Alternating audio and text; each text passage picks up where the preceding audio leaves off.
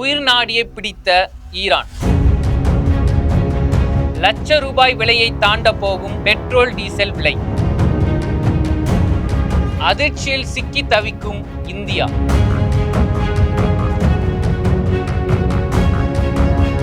தமிழகத்தின் பல எம்பி எம்எல்ஏக்களின் வெற்றிக்கு வித்திட்ட கிங் 360 தேர்தல் வியூக சாப்ட்வேர் 2026 புதிய வாக்காளர்களின் அப்டேட் விவரங்களுடன் உங்கள் தொகுதியில் உங்கள் வெற்றிக்கு வித்திடுகிறது.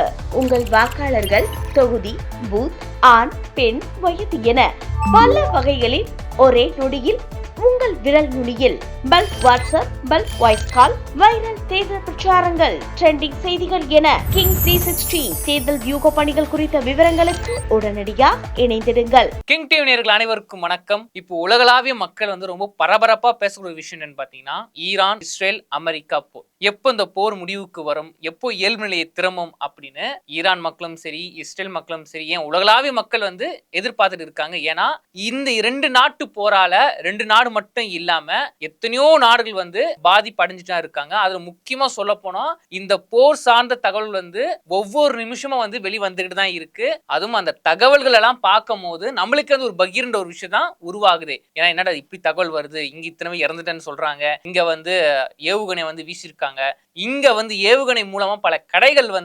தகர்க்கப்பட்டிருக்கு, இப்படி ஒவ்வொரு நியூஸும் வந்துட்டு இருக்கு. அப்படி இருக்கும் போதுதான் நேத்து ஒரு நியூஸ் வெளியே வந்திருக்கு. என்னன்னு பாத்தீங்கன்னா, இஸ்ரேலின் பிரதமர் நெதன்யாகு இறந்துட்டாரு அப்படின்னு ஈரான் அரசு சொல்லுது. என்னடா இது, இஸ்ரேல் நாட்டோட பிரதமர் இறந்துட்டாரே அப்படின்னு ஈரான் அரசு சொல்லுது. என்ன நடந்தது அப்படின்னு பார்த்தோம்னா, அதாவது ஈரானோட உச்சபட்ச தலைவர் காமினியை கொன்றதுக்கு நாங்க பழித்திருக்கிற விதமா இஸ்ரேல் நாட்டு பிரதமர் நெதன்யாகுவை நாங்க கொன்றிருக்கோம். அது எப்படின்னா, 10க்கும் மேற்பட்ட ஏவுகணைகளை இஸ்ரேல் நாட்டோட பிரதமர் அலுவலகத்துல ஏவி நாங்க இந்த பிளானை முடிச்சிருக்கோம் அப்படின்னு ஈரான் அரசு சொல்லுது. நேத்து ஒரு பரபரப்பா பேசப்படுது. என்னடா அது, நெதன்யாகு இறந்துட்டாரா அப்படின்னு நினைக்கும் போதுதான் இன்னைக்கு காலையில பாரு, நான் இறக்கலைங்க, ஐ எம் கம் பேக் அப்படின்னு சொல்றாங்க. ஒரு பேட்டி கொடுத்திருக்காரு. நெதன்யாகு இறந்துட்டதாக ஈரான் அரசு சொன்ன போதே இஸ்ரேல் நாட்டு கவர்மெண்ட் அதை மறுத்துருச்சு. இல்ல அப்படிலாம் சாவே இல்லைங்க, நீங்க சும்மா சொல்லாதீங்க அப்படின்னு அவங்க தரப்புல சொன்னாங்க. உண்மையாக்குற விதமா நெதன்யாகு ஒரு பேட்டி கொடுத்திருக்காரு. இது ஒரு பக்கம் இருக்க, அமெரிக்கா நாட்டு அதிபர் ட்ரம்ப் அவர்கள் ஒரு வீடியோ ரிலீஸ் பண்ற. என்னன்னா, இங்க பாருங்க, நாங்க எந்த அளவுக்கு ஈரான் மேல துல்லியமா நாங்க தாக்குதல் பண்ணிருக்கோம் சொல்லி ஒரு வீடியோ அமைச்சிருக்காரு. அது சேட்டலைட் மூலமா எடுக்கப்படுது அப்படின்னு சொல்லப்படுது. அதை பார்க்கும்போது துல்லியமா அடிச்சிருக்காங்க அமெரிக்கன் கவர்மெண்ட். அதுவும் சாதாரணமா அடிக்கலீங்க.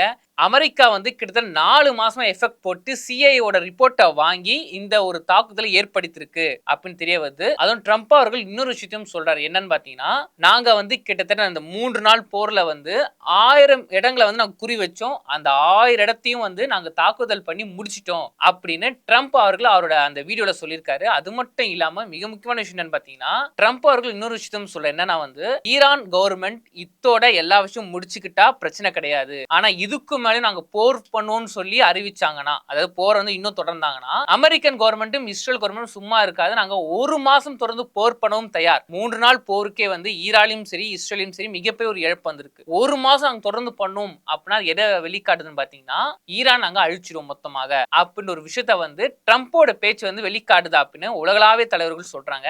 அது மட்டும் இல்லாம, நீங்க அமெரிக்கன் கவர்மெண்ட் நீங்க இப்படி சொல்லும் போது ஈரான் கவர்மெண்ட் நாங்க சும்மா இருப்போமான்னு சொல்லி ஈரான் கவர்மெண்ட் ஒரு அறிவிப்பு அறிவிக்கிறாங்க. என்னன்னு பாத்தீங்கன்னா, ஹார்மோஸ் நீரிணை மூடுதல் அப்படின்னு சொல்லி ஒரு அறிவிப்பு அறிவிக்கிறாங்க. இது என்னன்னு பாத்தீங்கன்னா, ஹார்மோஸ் கடல் வழி ஈரானோட கண்ட்ரோல் கீழே வருது. அந்த வழியாதான் Iran, Saudi Arabia, Kuwait, Dubai, இது மாதிரி பல நாடுகளுக்கு அந்த வழியா தான் கச்சா எண்ணெய் போக்குவரத்து போயிட்டு இருக்குங்களே. அதை முக்கியமா சொல்ல போனா, இந்தியாவோட 50% கச்சா எண்ணெய் ஏற்றுமதியும் சரி, 60% எல்பிஜி எரிவாயும் சரி, அந்த வழியா தான் இறக்குமதி செஞ்சுக்கிட்டு இருக்காங்க. ஆனா இப்ப அந்த கச்சா எண்ணெய் போக்குவரத்தை தடை பண்ணதுனால இந்தியா உட்பட பல நாடுகளுக்கு இது ஒரு மிகப்பெரிய சிக்கலை உண்டாக்குது. இப்போ அந்த வழியா போனா சீக்கிரமா எல்லா நாடுகளுக்கும் போய் ஏற்றுமதி இறக்குமதி பண்ணிடலாம். இப்போ ஈரான் கவர்மெண்ட் என்ன சொல்லிருக்காங்கன்னா, புரட்சிகர காவல் படை, நீங்க இந்த வழியா எந்த கப்பலும் போகக்கூடாது, அப்படி போனா நாங்க தாக்குதல் பண்ணுவோம். எந்த கப்பலா இருந்தாலும் சரி, அது அமெரிக்கா கப்பலோ, ஈராக் கப்பலோ, இஸ்ரேல் கப்பலோ, எந்த கப்பலா இருந்தாலும் நாங்க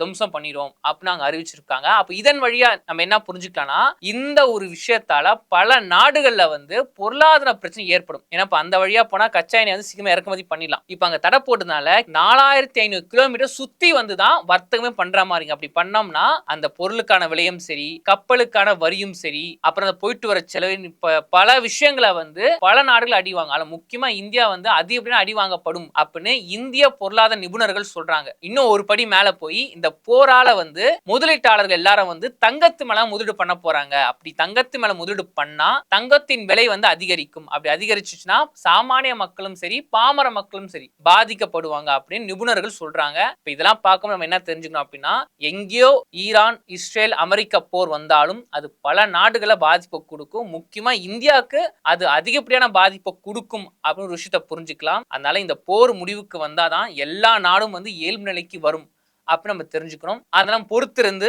பார்ப்போம். இது கிங் டிவி. நான் உங்கள் டேவிட் சுரேஷ்.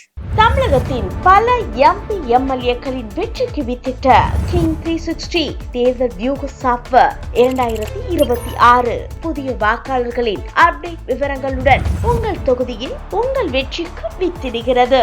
உங்கள் வாக்காளர்கள் தொகுதி, பூத், ஆண், பெண், வயது என பல வகைகளில் ஒரே நொடியில் உங்கள் விரல் நுனியில் bulk WhatsApp, bulk voice call, viral தேர்தல் பிரச்சாரங்கள், ட்ரெண்டிங் செய்திகள் என கிங் 360 தேர்தல் வியூக பணிகள் குறித்த விவரங்களுக்கு உடனடியாக இணைந்திடுங்கள்.